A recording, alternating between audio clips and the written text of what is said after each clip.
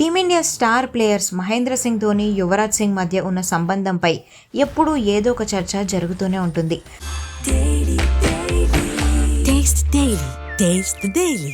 ముఖ్యంగా ధోని వల్లే తన కొడుకు కెరీర్ నాశనమైందంటూ యువీ తండ్రి యోగరాజ్ సింగ్ తరచూ ఆరోపిస్తుంటారు.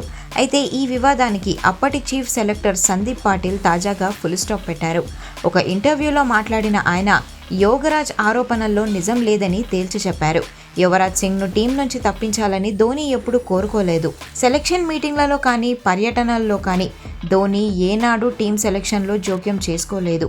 టీం ఎంపిక విషయంలో అతనికి సెలెక్షన్ కమిటీపై పూర్తిగా నమ్మకం ఉండేదంటూ పాటిల్ స్పష్టం చేశాడు.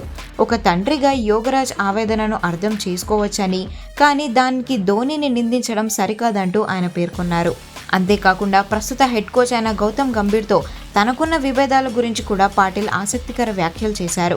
తాను చీఫ్ సెలెక్టర్గా ఉన్న సమయంలో గంభీర్ను తప్పించి శిఖర్ ధవన్ను ఎంపిక చేయడంతో గంభీర్ తనపై ఆగ్రహం పెంచుకున్నాడని వెల్లడించారు. అప్పటి నుండి గంభీర్ తనతో మాట్లాడడం మానేశాడని, కలిసినా కూడా కనీసం పలకరించేవాడు కాదంటూ పాటిల్ చెప్పుకొచ్చారు.